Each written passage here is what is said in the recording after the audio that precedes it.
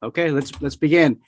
Hey everybody, good morning, good evening, wherever you are. Hopefully everybody is having an awesome day. Look who I have here in front of me, in front of you. I have a typical security guard, and I'm going to interview him, ask him some questions. Now, if you guys don't know, I do work in law enforcement, but I don't work in private security. I am not the boot on the ground. So what I was doing when I started setting my channel up is I was looking for other channels that have valuable input. And I came across a typical security guard's channel, and I noticed that he has a lot of valuable input. And there's not a lot of good security guard channels over there. I think his is one of the best ones. He's one of the channels that I trust. I was subscribed to some other ones. I will not mention them, and I just disconnected myself from them. He is one of the only security guard channels that I am subscribed to. So thank you very much, Damien, for having such a great channel. Hey, I appreciate it, man. Thanks a lot for asking me to do this. I've been on the other side of the camera, so this is cool. I appreciate it. Okay, great. Okay, can you tell us about your professional background? Yeah, well, so, obviously it all starts in the military. I served 6 years in the United States Air Force, and I always say 6 years for this very interesting reason. So I enlisted in 1996, way back in the day, right out of high school. And as I'm going to the recruiter's office, my dad, he says, hey, make sure you read the fine print. And I'm thinking, fine print, what fine print? And he goes, just, you're signing a contract, make sure you read the fine print. So I get to the recruiter's office. I'm going over the information. And right before I sign, that little warning that my dad had given me, it kind of kicks in. And so I think it was Ferguson was his last name, Tech Sergeant Ferguson. I said, hey, what's the fine print? And he goes, fine print? There's no fine print. And I said, well, my dad said to ask about fine print. He goes, well, the only thing fine print wise that you're going to find in that contract is this. You are enlisting for 4 years, but technically you're enlisting for 6 because you have 4 years of active duty and you have 2 years of what's called inactive duty. And I'm like, okay. And he goes, but listen, no, wait, don't worry.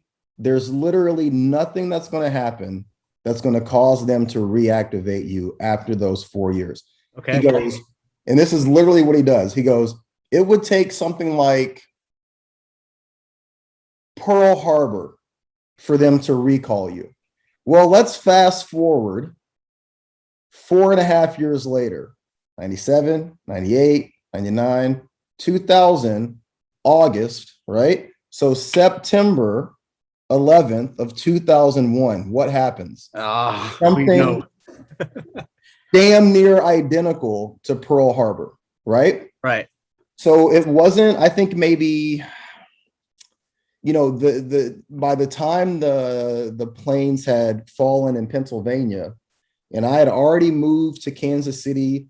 I had just had my second child. We bought a house. I'm working in the private sector. The military is really far in my rearview mirror. So I thought, right? Right. And I just out of instinct, I called my old base, and I'm talking to the master sergeant, my old supervisor. And I'm like, hey man, like I'm a little worried here. And he goes, what do you think you signed up for? Like, this is what we do. It's game time. And I was terrified. And it was maybe 3 months after September 11th that I got a letter in the mail. And it just stated, this was from the Department of Defense, that I still had time on my inactive reserve. If I were to leave the state of Missouri, I had to contact my old base.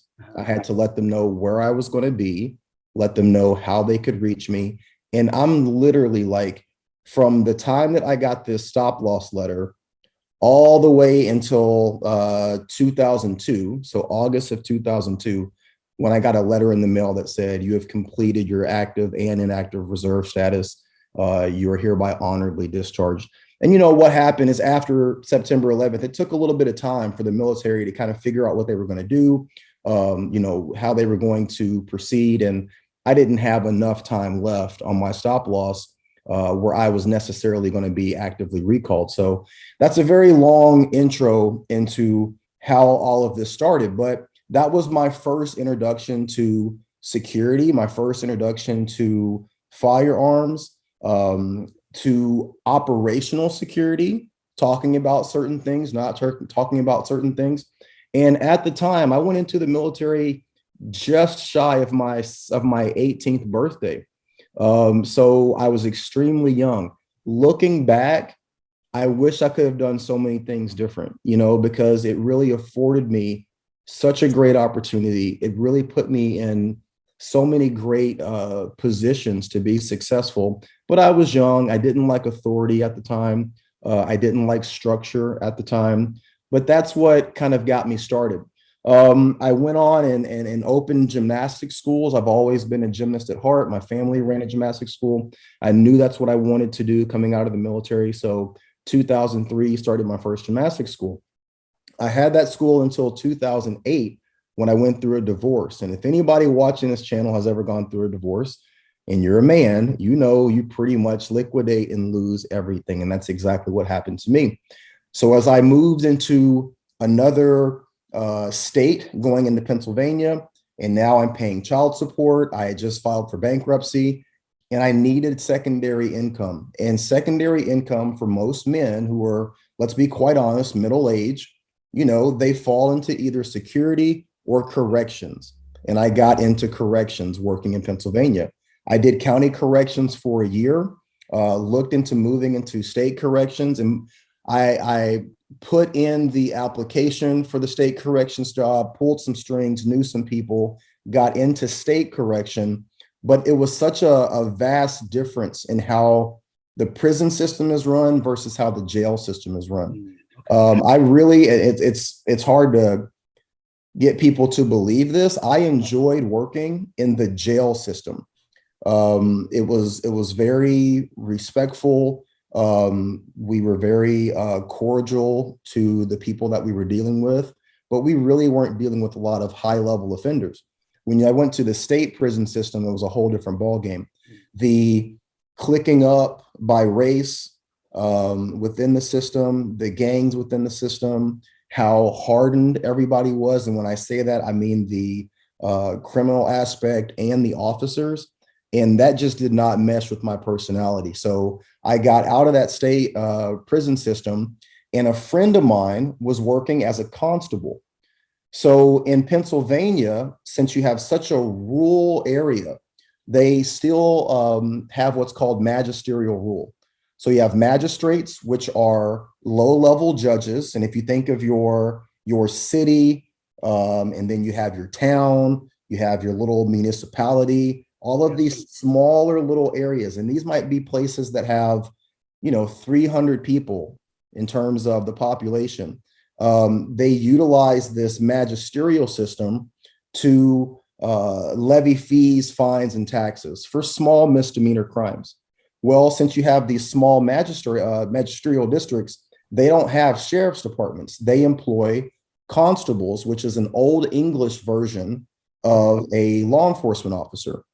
So long story short, I got into being a constable, delivering and serving warrants for the magistrates, retrieving people on warrants and bringing them back to the bench for the judge to levy any sort of fees, fines, taxes, committing people to prison, and actually driving and delivering them to the county correction or the municipal jail. So I did that for almost 2 years. And that was really my first foray into armed security.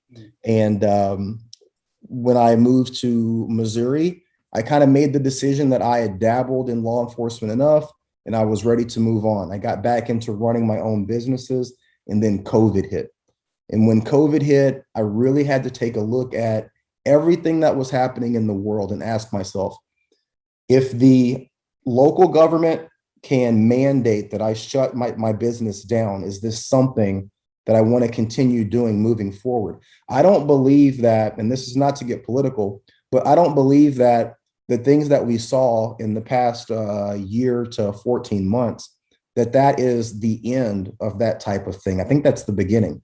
So I have already lost, I'm 43 years old. I've already lost so much time, so much energy, and so much money in running my own businesses, opening my own businesses. And I want to do something where I can be in kind of a foolproof profession that is going to be needed. And with everything that's going on with the defund movement, I feel like armed security and just being in security in general is something that can be pretty lucrative going forward. So that's how I got here. Well, that's one hell of an introduction there, Damian. I really appreciate it. Thank you so much for your service. Absolutely. I really appreciate that. I say that in all my videos. Thank you for your service, all the veterans out there. Some other videos, I mean, my videos are I get a lot more political, but for me, veterans always come first. So I really appreciate that. Absolutely.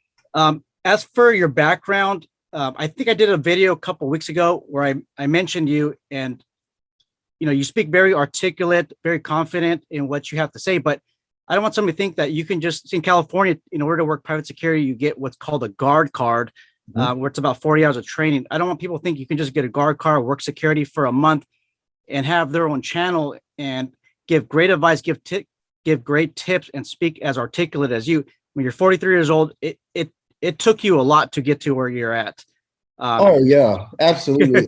and we're all the sum total of our experiences. So you have to remember that, I come from being in the military for that time and then working for multiple businesses before opening my first business.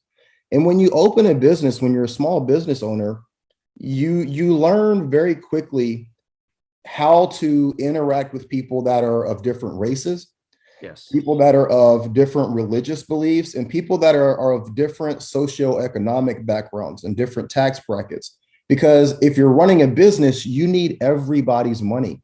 And I didn't learn that until a lot later in life. I used to be very, in running my business, very brash, very aggressive, maybe playing into my more thuggish side when I was a little bit younger. And, when you're young and somebody tells you, hey, man, you might want to dial that back a little bit. And then you think to yourself, no, I'm going to be me. I'm going to be me and I'm going to do things my way. Well, that's all well and good. But the people that you're looking to get their dollar, they might not buy into that. So, when you get a little bit older, and I have 4 kids now, I have 2 kids in college, and I'm very aware of how finite time is because I've made so many mistakes. So I'm at a point in my life where I'm just trying to do things the right way, present myself the right way, and then also with this channel, maybe help some people not make the same mistakes that I did. Because guys, you're literally going to be my age that fast. Yes. And you'll look back and you'll see how much money you've left on the table just by making stupid decisions, being irrational with how you deal with people, and just not carrying yourself the right way. So I don't want to do that anymore with whatever time I have left. Okay, fair enough.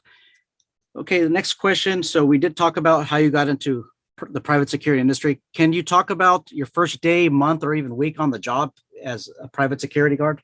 Yeah. So this is a funny story. When I moved here, part of moving to, the main part of moving to Portland was to work for the Multnomah County Sheriff's Department. I had already gone through the hiring process with a local police department in Missouri. So we're talking about, a place that has about 30,000 people. Okay. They wanted me to sign a 5-year contract for $32,000 a year, and I just wasn't going to do that. So we made the trip to come visit Portland. My wife's family lives in Portland, and I looked up the Multnomah County Sheriff's Department. They're making $68,000 first day. I'm like, I'm going to go ahead and apply. And I applied on a Thursday. Friday, I get an email, send us your resume. On Saturday, I get, send us your references. On Monday, I get, click this link and take the test. On Friday, that next Friday, when can you come out for an interview? So I'm like, oh my God, baby, we're moving to Portland. We're going to go, I'm going to make $68,000 a year. We're going to be set. Well, we do all of that. And when we get out here, everything just stops. The communication stops. The email stop. It's nothing.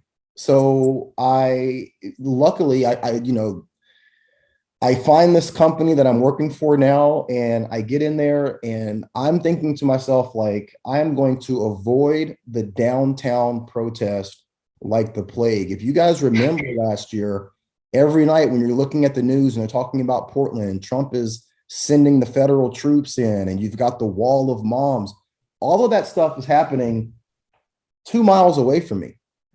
And I'm thinking to myself, I'm not even going to look in that direction. And when I get hired with this company, they go, we're doing executive protection with the news. You're going down to the protest. Wow. So first day on the job, first assignment is to go with another officer and shadow him as he does executive protection.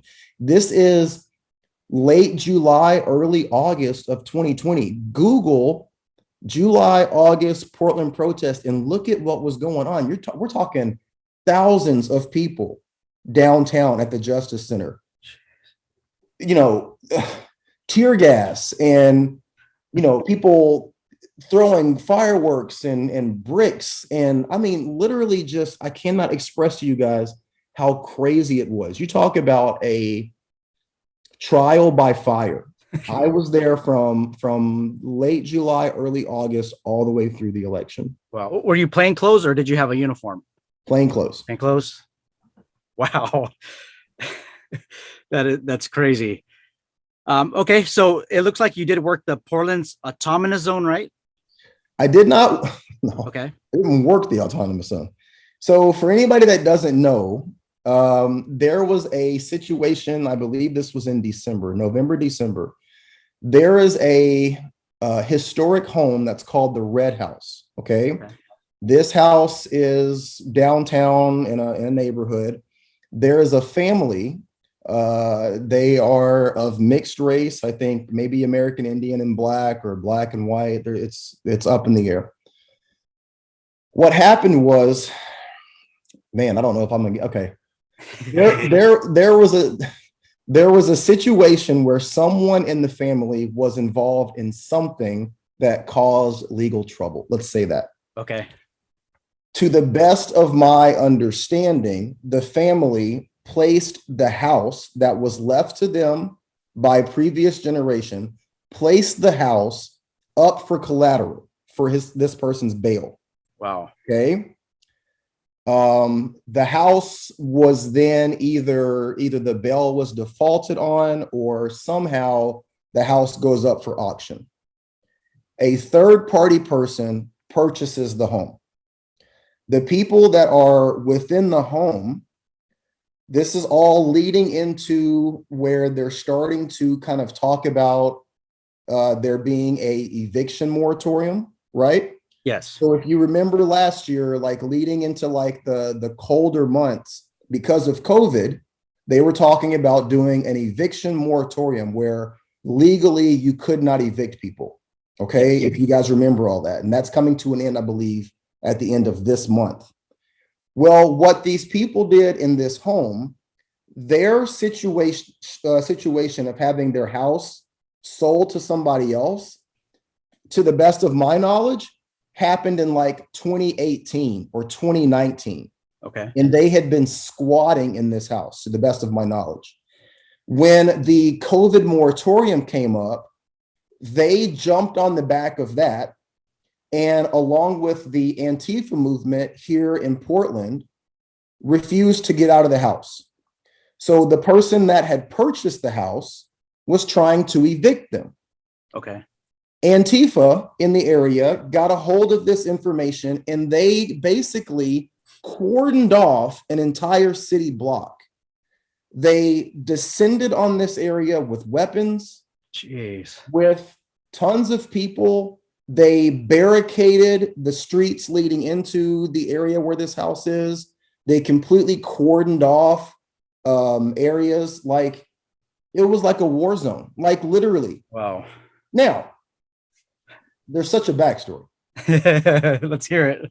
So the mayor and the district attorney and our city council, who are all staunch activists liberal activists. Yes. Okay. They just let this happen. So this house doesn't sit in a cul-de-sac by itself. There's like apartment buildings and there's businesses and there's other homes. So all of these people that are there, that are around this, they're literally having to check in and ask permission to go into the autonomous zone that now Antifa, quote unquote, is protecting for these people. Okay. Wow. So the police department refused to go in and do anything. They wouldn't go in and disrupt this. They wouldn't go in and shut it down. They, the mayor wouldn't send in the National Guard or anything. And they were telling the news, it's too dangerous. If we send the police in there, they're going to get shot. It's a war zone. It's just like they're making it out to be Escape from LA, right? Right. Now, let me backtrack. Okay, this is where the Multnomah County Sheriff's Department, me moving here, yes, where this and where this story all intersect. Okay. So when I moved here in July of last year, the first thing I did is look up my gun rights. Awesome. And it says that Oregon is a constitutional carry. You can open carry, right? Okay. Well, not so fast, because Portland, which sits in what's called Multnomah County, okay, is, as we can see, a completely off its rocker, liberal ass state or liberal ass county. Okay. In 2014, Multnomah County passed an ordinance because the Oregon law says that it's a constitutional carry, open carry state, except for each city and county can adjust that to however they see fit. I'm paraphrasing. Okay. So Multnomah County, who believes that guns are bad, they passed an ordinance that says that you can only open carry. Hear me when I say this. Okay. You can only open carry if you have a concealed carry license. Open carry if you have a concealed weapon license. Wait, it gets better. Okay. Or you can open carry a firearm just so long as you don't have ammunition with you. Oh, come on. So I'm like, okay, so I've got to get my concealed carry license. I'm a law-abiding citizen. I'm a patriot. Yes. Whatever. Okay. Where do I get my concealed carry license from? Oh, it's at the sheriff's department that is currently being occupied by Antifa every night. So they're open from like 10 o'clock in the morning to 11:15 in the morning. And then every other time it's barricaded close. Wow. All right. So I, figure out this one time that they're open. I go in there, I get my information, and they go, well, you've got to have a class on how to handle a firearm. I go, I'm a veteran. Right. I've had a concealed carry license in 3 different states. Well, you got to have that. You got to have proof of that. And then we're going to need your fingerprints. Why do you need my fingerprints? Well, we got to run it through the federal database. Okay, here's my DPSST card. Mm-hmm. I don't get this card without them running a federal background. I don't get this veteran card without being qualifying on a 9mm at my time at M16. Right. Well, that's what you got to do. Okay, no problem. Jump through hoop, bring it back. And they go, we will get back to you in 3 months. So they, by county law, they have 90 days from the date that they receive your information to process your concealed carry license, right? Yes. All right. So August, September, October, November hits. I email them. Where's my concealed carry license? Oh man, we're really backed up, this whole riot thing. And I go, yeah, I know. Guess where I work? With the news organization standing directly across from your front door watching the protests happen every night. So I end up emailing the district attorney, nothing. I email every city council member, nothing. Email the mayor. I contact everybody. I'm like, hey, I'm working in not in law enforcement, but in a law enforcement capacity. I'm a veteran. I've already had my, I've had a concealed carry license, 3 different states. I did everything that you told me. You said 90 days. We're well past the 90-day mark. And they send me back an information or an email and they say, you'll have it by the end of November. End of November, nothing. Contact them again. Yeah, COVID. I'm like, hey, I'm not playing. I want my concealed carry license and I want it now. So during all of this time, that's when this Red House thing happens. And so I'm like, you've got to be fucking kidding me. So I said, you know what? Here's my chance, because who have I been working with from late July all the way to this point? The news. So I grabbed my phone, I put my coat on, and I said, I dare one of these. And I'm just going to be 100% real here. I'm sorry for the language, but I get so heated. I said, I dare one of these motherfuckers to try something. Right. And I walked all the way through the autonomous zone and I recorded everything that was going on. And then I emailed it to the news station. Wow. So the news station is like more than happy to say, let us hear your thoughts. And I gave them exactly what I wanted, or exactly what I thought. Specifics of the agreement between the mayor and the Kinney family are unclear tonight. In a statement, Mayor Wheeler says his goal was to find peaceful resolution to the situation on North Mississippi, saying in part, my focus has been on protecting lives. I maintain measured optimism that we can accomplish this step and move toward the next steps to advance the safety and well-being of the family and the safety of the neighborhood. Before an agreement was struck today, we obtained exclusive video of what it looked like from the ground inside the barricade on Mississippi Avenue.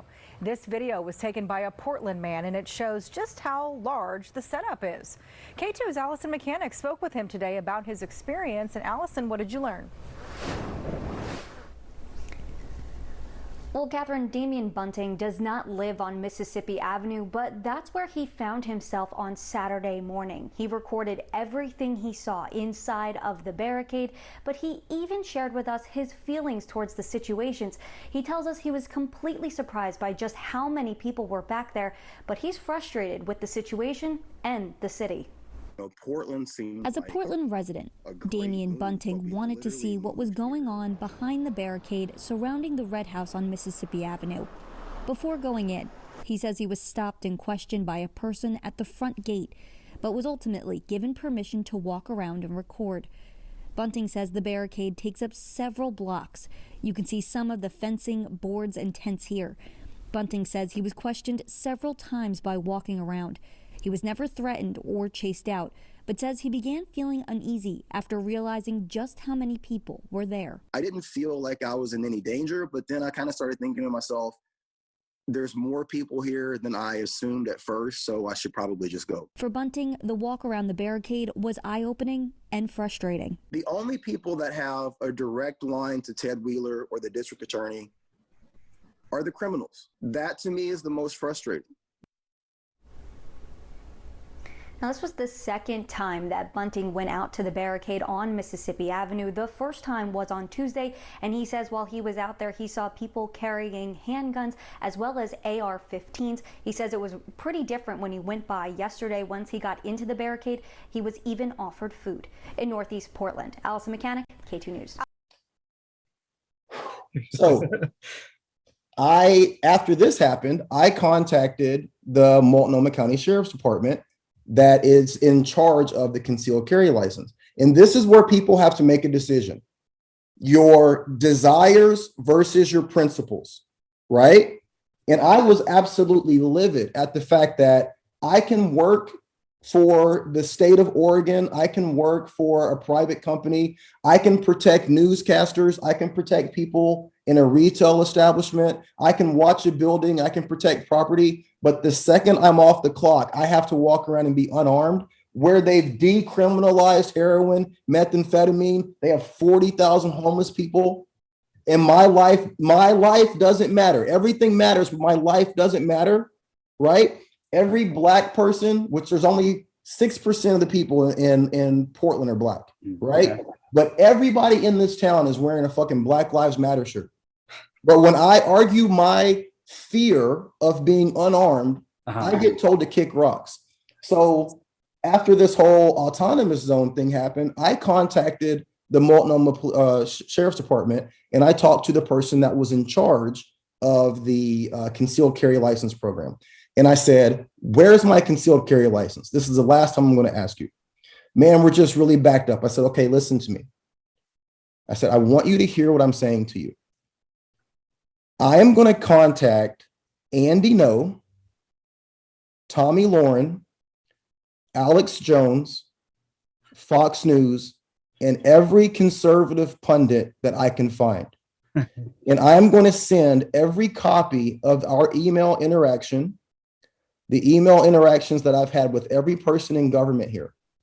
And I'm going to have you explain to whoever reaches out to you why a black disabled veteran who has served this country and is working in the capacity that he's working within Oregon is being denied his concealed carry license. I'm not going to disclose what the conversation was from that other person's point of view, but guess what? That next Monday, I got my concealed carry license in the mail. Nice. Awesome. But guess what else I got in the mail the week after that? You are no longer under consideration for employment with Multnomah County Sheriff's Department. Unbelievable. Oh, now, geez. Here in Portland, all you hear about is the fact that we can't find good officers. Officers are leaving. Officers are quitting. There's no respect. People don't want to do the job. I would put on a police uniform in a heartbeat. I have served my country and I would damn sure serve this community. But the fact that I stood on a principle that in this area doesn't align with the ideology of the people in power, I am no longer worthy to wear that sheriff's department uniform. And you know what I say? Their loss. Yes. Because ultimately, if they don't feel that this is important to a disabled veteran who's literally out there fighting the same fight that they're fighting with none of the resources, with none of the backup, with none of the with nothing at my disposal, then fuck them. Yeah. You know what I mean? And I am so happy and comfortable where I am with what I'm doing. And the only thing that frustrates me and makes me angry is that it should have never come to that. Because in my opinion, shall not be infringed means shall not be infringed. You can walk around Portland and you can identify as a goddamn pterodactyl and people will give you respect. But if you want to say or do anything in relation to your Second Amendment, somehow you're in the wrong. And that's just, it blows my mind. Jeez. Well, thank you for sharing your frustrations on a state, well, actually an area that does not honor your Second Amendment. And, you know, you fought for those rights. You know, you stood your post in the military. I mean, you never left. And I'm also a bit frustrated. I never heard the story before, which you mentioned that these law enforcement agencies, they're out there saying, hey, you know what? You don't have to be somebody rioting, just join us and you can make a difference. And then somebody that's willing to make a difference, somebody that just wants their Second Amendment rights honored, they just shut them down. I mean, we already know that there's a nexus between you complaining about your CCW and you applying for that agency. I mean, that wasn't the agency for you. No, it wasn't. And you know what? I'm okay with that. And I was going to make a video somewhere down the line and talk about the importance of people, you know, standing by their principles. Like as you get older, the only thing, you know, Scarface, my balls and my word. You know? And as you get older, you start to understand, man. My wife and I were talking yesterday about all the things in life that we don't have anymore, like the cars that I've owned, you know, the house that I used to have, the furniture. But you know what? Like none of it matters. Like what matters is who I am as a man. Yes. And if that is my battle to fight just for my own personal Second Amendment rights, then I needed to fight that. And whatever I lost in the short term, it wasn't for me. But I'll tell you what, my damn 380 is right here, like it always is. Nice. Nice. Okay, so let's go on to the next question. How would a private security officer that is sent to a rough neighborhood, a rough area in Portland to deal with all the chaos, what's the best way that somebody can survive in an environment like that? If you're a security guard, the best way for you to survive is to remember that you are a security guard. In Oregon, there's no duty to act. I would love for you, since you're a really good instructor, Thank you. I would love for you to go over duty to act versus no duty to act. And then some places have no obligation to act. Okay. So no Sure. obligation means like, you don't have to. No duty is like, you really don't have to. Like, we will not hold you accountable at all if you don't. So here in Oregon, security guards fall under no duty to act, which means no matter what is happening, you under no circumstances are responsible to jump in that. So if your job is to watch an apartment building in a very bad neighborhood here in Portland, and you happen to be working your post and you see 3 Antifa members breaking into a car and spray painting, something on the hood of that car, your best way to make it home is to not get involved, to simply observe and report. And I think that security guards put themselves more times than not in more danger than they have to. Now, that being said, what if it's a situation where you're seeing someone that's being harmed? Well, this is a place where you're going to have a discussion with yourself on where you're willing to walk those lines. But I think to just simply answer your question, your best bet is to do your job, which is to observe and report. Stay within the lines of what it is you're there for. Don't go outside of that. Every degree that you step outside of that line is another notch that you're getting closer up to a situation that you didn't have to be in. And I know that I'm as guilty as anybody else. I have more trinkets and tools on my duty belt and vest than probably anybody. It's cool, and it makes you puff your chest out a little bit. But at the end of the day, especially here in Portland, I know in California, these people aren't playing. They're not. No. They have nothing to lose. These people that live on the streets, these people that are in that gang life, most of them have just resigned themselves to the fact that they're not going to get older and they're never going to be anything. So if you're like me and you have a family and you have this desire to grow old and die in your bed in the old age, don't put yourself in a situation where you're not going to be able to come back from it. And that's both physically and financially, because it doesn't have to be a situation where you get harmed. You can approach the wrong person, say the wrong thing, do the wrong thing, and find yourself in court. And most companies are just going to cut the cord. So be very aware of what your post orders are, what the parameters are, and stay within those lines. Okay, fair enough. And I definitely have to agree with you there that observe and report is the way to go. I mean, me and Damien were about the same age. I think you're maybe 2 or 3 years older than I am. There's a good saying out there that says a wise man learns from the mistakes of others, but a fool learns from their own. And I think at one time in our life, we were both fools, and maybe still we do some fool stuff. But you guys listen to this advice. This is solid advice. When I was 18 years old and I got into private security, I wanted to go out there and be the gun ho guy. You're not going to get anywhere. And then when you start developing, having a family and everything else, and then you get injured because of something happened at work, your company is not going to back you up. You're going to be injured.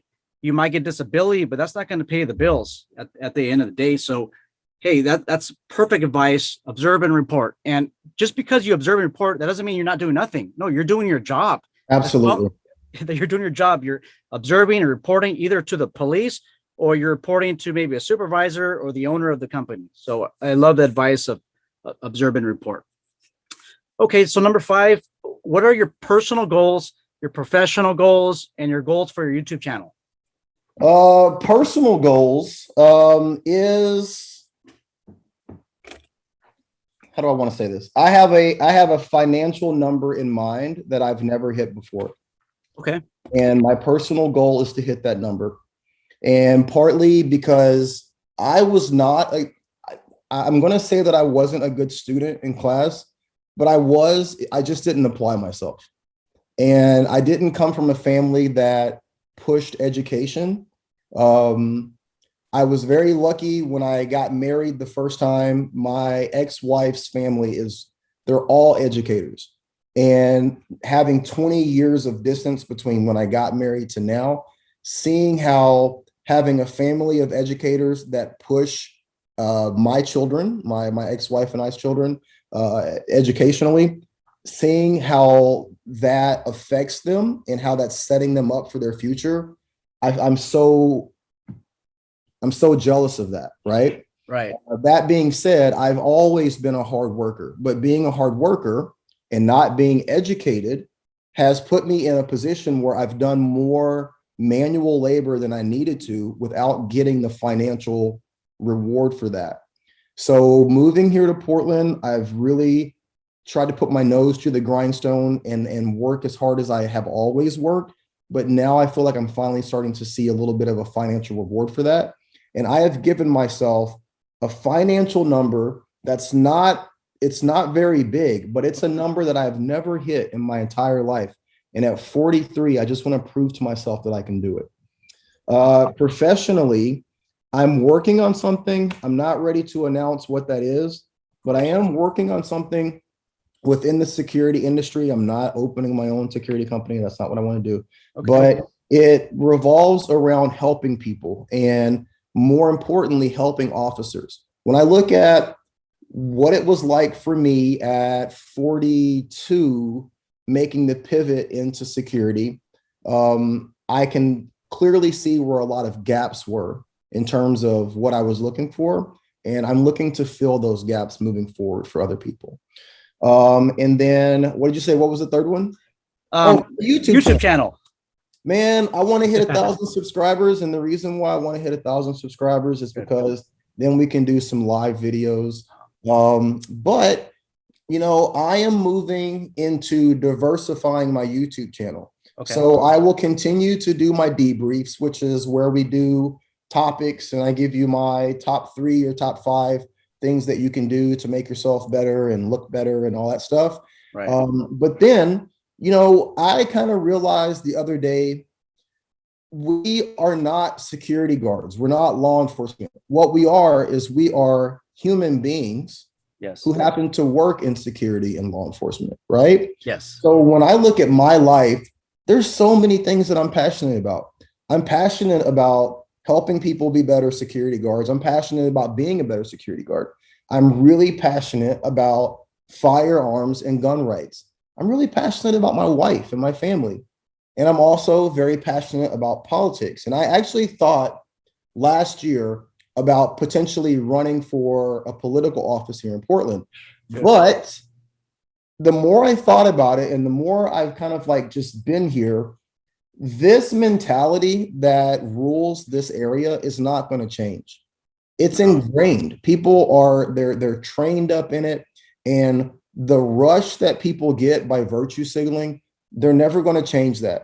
And I think that I would just be beating my head up against a wall to get involved in politics. But what I can do is I can have conversations with people about politics, and I can have conversations about family. I can have conversations about 2A. I can have conversations about firearms. So one of the things that I want to do with my channel is develop these podcasts where long form conversations like this are happening, because that's a way for people to get to know me better, to get to know more about my life and see me as a total person, and also to get to hear from people and talk to people and see them as total people. And I think that all of this will help me to achieve those other two goals. I think that the thing that I want to do, and hopefully I'll be able to announce that in the next coming months, if we have more people on the podcast, those are people that I'm making connections with that will be able to help me with the thing that I want to do professionally. And if I can get the thing that I want to do professionally to create these inroads with other people that are more successful than myself, then ultimately that'll finally bleed over into my financial desires as well. So I'm really trying to utilize YouTube for more than just entertainment. I don't see it as like just social media.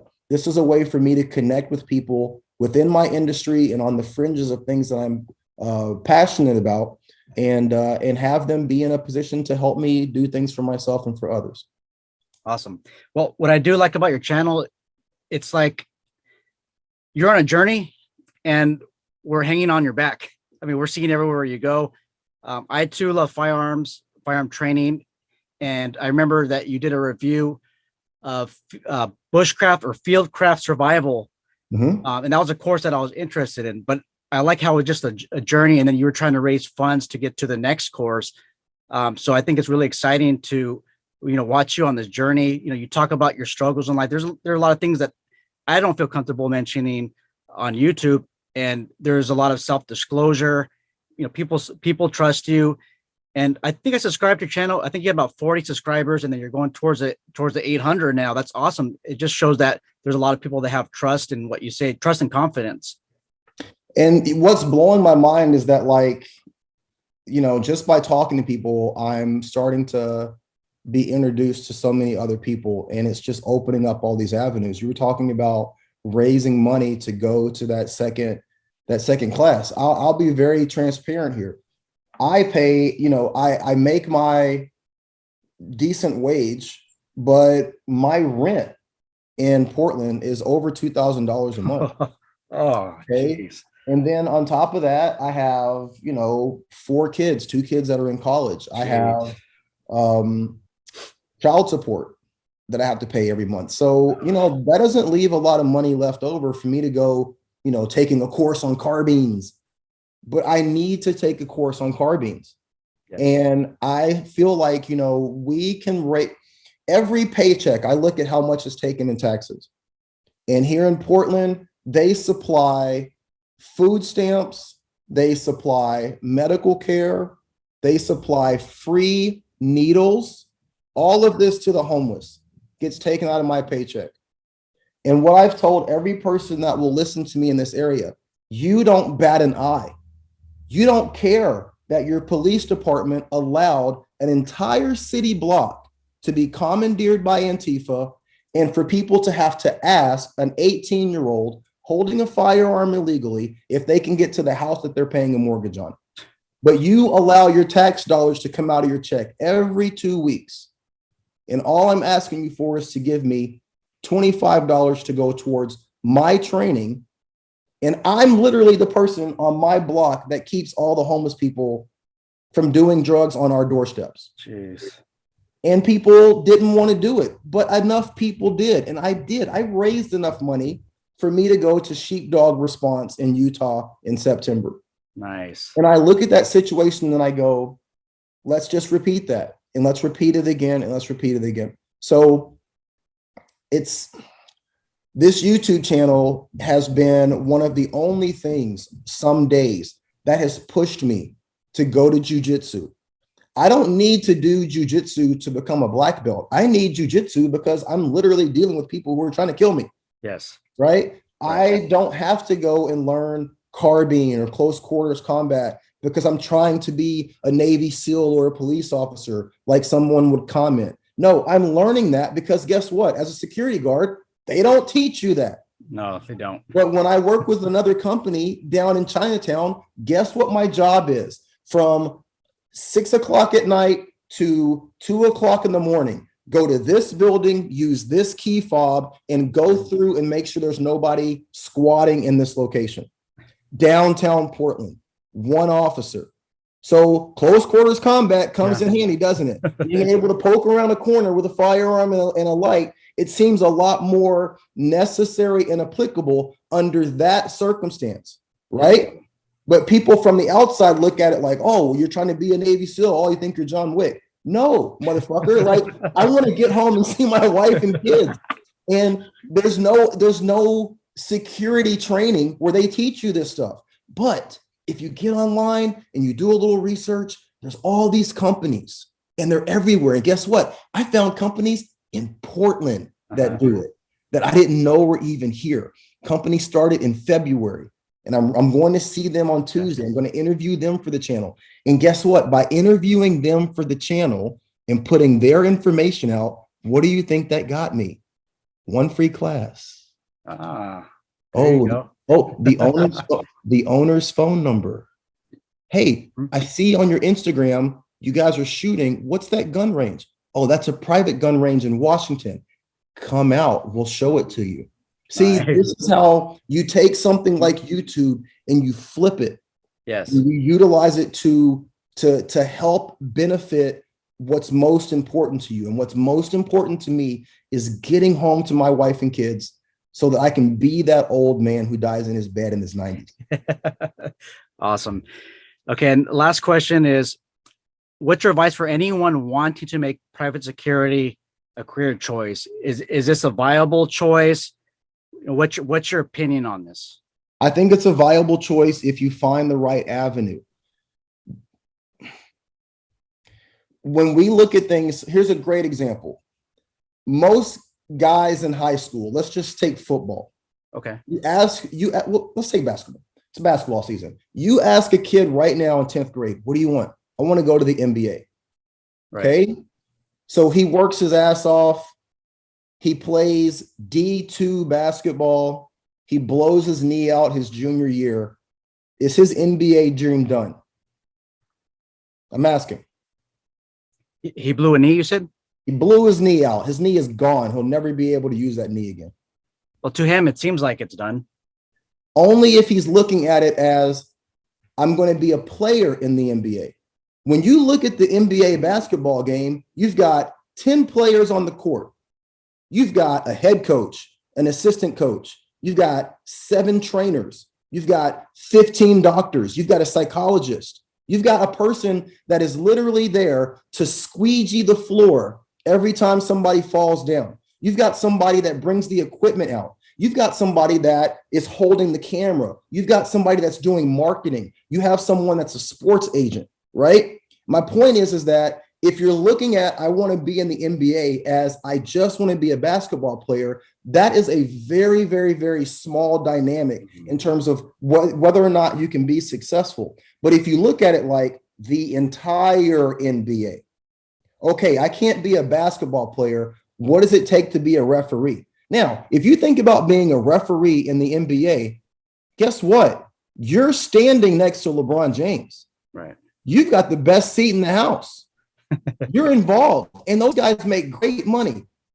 If you're a marketing executive, if you're, anything. So when people look at security, they tend to think about the guy that's holding a clipboard at the mall, or the guy that's sitting behind a desk, at some office building. Yes, those are 2 aspects of security. But guess what else is security? Overseas contracting. Yes. Guess what else is security? Executive protection. Yes. Guess what else is security? Bodyguarding. Being a nightclub security officer in Vegas. Working casino security. Armored car driving. Being the guy in the back of the armored car that has the shotgun that's just watching the money all day. My point is that security is extremely lucrative. The guys that work for my company, not my company, but the company that I work for, yes, these guys are making great money. And they're making great money because they're not beholden to doing just one aspect of security. They've branched out and they've done so much more. They're working for so many different people, so many different companies. They're doing a little bit of executive protection. They're doing a little bit of cannabis transport. They're doing a little bit of money securing. They're doing a little bit of diamond transport. Security is huge. It encompasses everything from cameras to private investigating to home security systems to situational awareness, all kinds of stuff. So everyone that's watching this video, start to broaden your thought of security. Get out of the Paul Blart Mall security guy. Get that out of your head. That's tunnel vision. Open it up. Get a 360-degree view. Take a pen and write down everything that you can think of that has to do with security. And from there, find out where you can plug into that, and you guys will make more money. And I'm telling you this. I'm telling you this from personal experience. You'll make more money than you ever thought was possible. Okay. Thank you for that advice. Is there anything else that you'd like to comment on before we come to a conclusion here? The last thing I want to leave you guys with, and I know that I hope you don't feel like I've been commandeering this whole thing. No. This is an interview on you. You know, DEFCON 3 says know your worth, right? Yes. And I think that it's important to know your worth, but it's even more important to know what is valuable to you, right? If that's time with your kids, for me right now, it's time with my wife. Yes. So I have told her Sundays are yours. If my company calls on a Sunday, I'm willing to be fired before I give up that time, unless she okays it, because I need her in my life. I do. I need her. She's my rock. Yes. You know? So guys, find what's valuable to you and set your boundaries, because you know, most companies, they'll work you every single day, all day long until you drop, and then they'll hire somebody else. So in the pursuit of getting your personal goal, financial goal, professional goal, also make sure that you don't lose sight of what's most important to you, and just kind of set a boundary around that and insulate that from this job, because it is easy to just get completely engulfed in it. Yes, it is. Okay.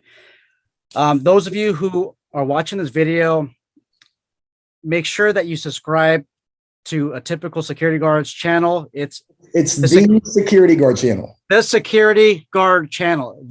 Security Guard channel. There's no way that you can forget it. You guys are going to learn invaluable tips by somebody that's mature, somebody who has been there and done that. Somebody who's still learning. You guys are gonna love this channel. There's a specific reason why I interviewed him. I don't think I have any interviews. No, I don't have any interviews on this YouTube channel, but I want his channel to be the first channel that we discussed, first person to interview. Definitely, if you guys are a private security company owner, make sure that you subscribe to the channel as well. And here's why. This is your guard force. This is the people that are working for you. These people are putting their life on the line to help you live a more comfortable life.